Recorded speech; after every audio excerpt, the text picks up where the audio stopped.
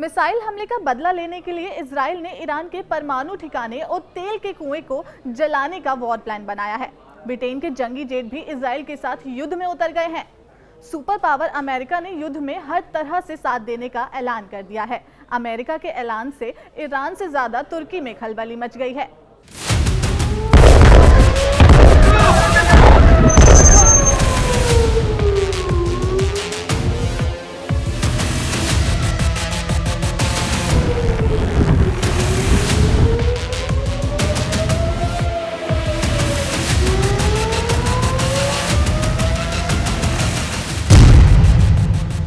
Israel ने नसरल्ला को मारा तो युद्ध में ईरान आया। ईरान ने इजराइल को दहलाया तो वॉर जोन में अमेरिका आया।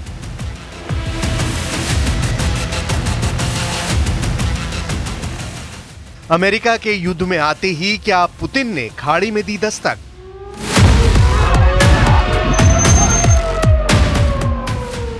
आर पार का युद्ध है ये, अब किसी के रोके ना रुकेगा। हर खेमे में ऐलान हो चुका है, इजराइल और इस्लामिक फाइटर की लड़ाई महायुद्ध में बदल गई है।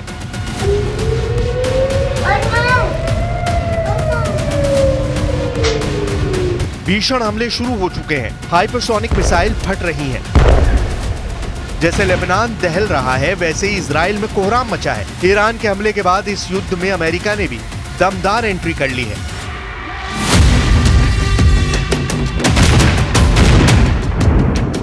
तुर्की भी इजराइल के खिलाफ मोर्चा खोल चुका है। मतलब ये कि महायुद्ध में अब महाशक्तियों के हथियारों की टक्कर शुरू होगी।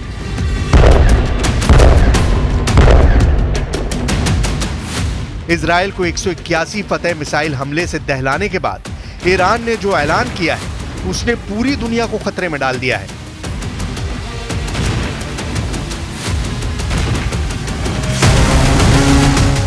ईरान के सुप्रीम लीडर अली खामनेई ने अमेरिका को सीधी चुनौती देते हुए खाड़ी मुल्कों से फौरन रफा दफा होने का फरमान सुनाया है। इजराइल पर हमले का जश्न जिस तरह से ईरान समर्थित लड़ाके मना रहे हैं, उससे सुपर पावर अमेरिका बौखलाया हुआ है। ईरान ने इजराइल पर मिसाइल स्ट्राइक को सिर्फ ट्रेलर कहकर आगे की तबाही से अलर्ट भी कर दिया है। शर्रशुन را از این منطقه کم بکنن بدون شک این درگیری ها، این جنگ ها، این برخوردها به کلی از بین خواهد رفت و کشورهای منطقه میتونن خودشون رو اداره کنن، منطقهشون رو اداره کنن। तेहरान के सीक्रेट लोकेशन से खामनेई के मैसेज आने भर की देर थी कि कई मुल्कों में हाई लेवल मीटिंग शुरू हो गई।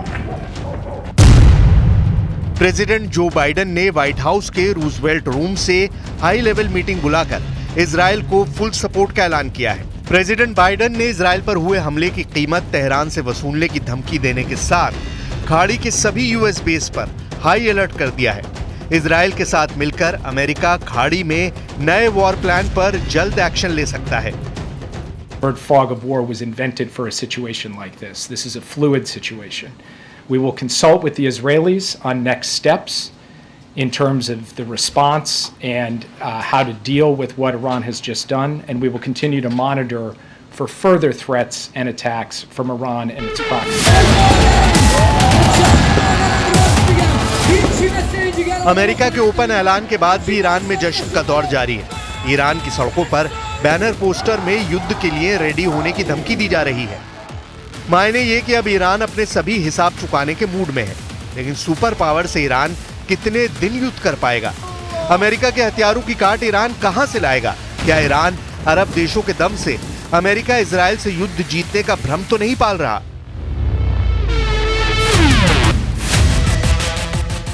ईरान के दुस्साहस की असल डिटेल जानने से पहले अरब वर्ल्ड से आया ये मैसेज भी सुन लीजिए। मैसेज है सऊदी अरब का, मैसेज है ईरान के लिए, जिसमें साफ कहा गया है कि सऊदी अरब खाड़ी में वॉर टेंशन को बढ़ने नहीं देना चाहता। The escalation that we've seen, but I will generally refer anyone who's interested to the Ministry of Foreign Affairs because they are designated to comment on this. However, looking at the global economy as a whole, looking at our region, it is clear is operating at a loss. Saudi Arab का message Iran के लिए alarm है, जबकि ताकतवर तुर्की भी America के war zone में आने से दहल गया है। तुर्की के प्रेसिडेंट अर्दोआन को डर सता रहा है कि ईरान के बाद उनका ही नंबर है। तुर्की की मीडिया की रिपोर्ट के मुताबिक अर्दोआन ने अंकारा में अपने भाषण में ये डर बयां किया।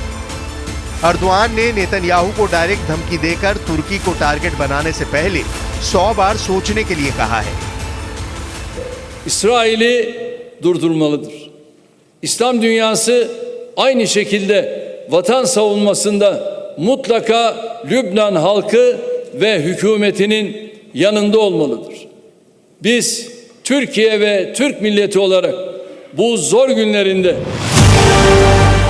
तुर्की डरा हुआ है, सऊदी अरब शांति का पैगाम दे रहा है, फिर ईरान युद्ध की ललकार किसके दम से भर रहा है? वॉर जोन में तहलका मचाने की शुरुआत इजराइल कैसे करता है, ये बेरूत की बर्बादी बताती है। ईरान के मिसाइल स्ट्राइक का जवाब इजराइल भयानक पलटवार करेगा, इसमें किसी को शक नहीं।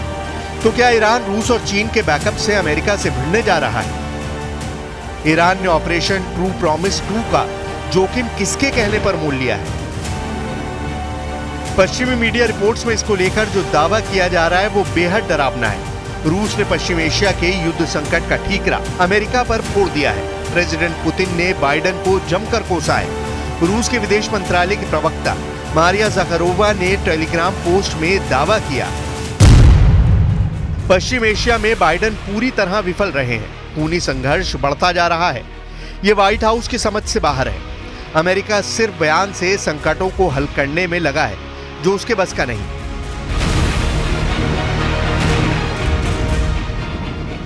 इजराइल के हमले के बाद लेबनान को राहत पैकेज भेजकर रूस ने अपना स्टैंड क्लियर कर दिया है। खाड़ी युद्ध में फिलहाल रूस ईरान खेमे में है। चीन पहले ही ईरान को सैटेलाइट डील करके मदद पहुंचा रहा है, लेकिन वॉर जोन में ये दोनों देश ईरान के साथ उतरेंगे इसकी कोई गारंटी नहीं है, खासकर चीन। उधर अमेरिका तय कर चुका है कि अब की बार ईरान का पक्का इलाज करेगा। ईरान को घुटनों पर लाने में अमेरिका और इजराइल को ज्यादा जोर भी नहीं लगाना पड़ेगा। अमेरिका इजराइल को हर तरह से मदद पहुंचाता है। हमास पर बरस रहे मिसाइल हों, हिजबुल्लाह के अड्डे पर फट रहे रॉकेट हों, या फिर हूती विद्रोहियों को दहला रहे जंगी जेट, ये सभी हथियार मेड इन अमेरिका हैं। इजराइल सुपर पावर के दम पर सभी दुश्मनों से अकेले लड़ रहा है। ऐसे में ईरान ने अगर इजराइल में घुसकर हमले की हिमाकत दिखाई तो अमेरिका को ईरान को सबक सिखाने में वक्त नहीं लगेगा। अमेरिका के 100 सैन्य अड्डे खाड़ी के देशों में हैं, जहां करीब 40,000 जवान तैनात हैं। बहरीन में मौजूद ईसा एयरबेस को अमेरिकी वायुसेना संचालित करती है। बहरीन में अमेरिका का बड़ा मिलिट्री बेस भी मौजूद है। बहरीन में नेवल फोर्सेस सेंट्रल कमांड और अमेरिकी नौसेना के 5वें बेड़े का मुख्यालय भी है। इसके अलावा भी अमेरिका के Kuwait, Oman, Iraq, Jordan, Philippines, Qatar, Saudi Arab, Seychelles, Syria, Thailand और संयुक्त अरब अमीरात में सैन्य अड्डे मौजूद हैं। अमेरिका के जंगी बेड़े चलते फिरते परमाणु गोदाम है। यूएस नेवी के एयरक्राफ्ट कैरियर ऐसे न्यूक्लियर हथियारों से लैस रहते हैं जो किसी भी देश को पल भर में परमाणु धमाके का एहसास करा सकते हैं। अमेरिका के एटमी हमले का जवाब देने की ताकत फिलहाल ईरान के पास नहीं है। चीन जैसे मौकापरस्त दोस्त से ईरान को एटमी हथियार हासिल करने की हसरत कभी पूरी नहीं हो सकती। बचे पुतिन तो वो इस युद्ध के गेम चेंजर साबित हो सकते हैं, जिन्हें दुनिया मोस्ट पावरफुल लीडर कहती है।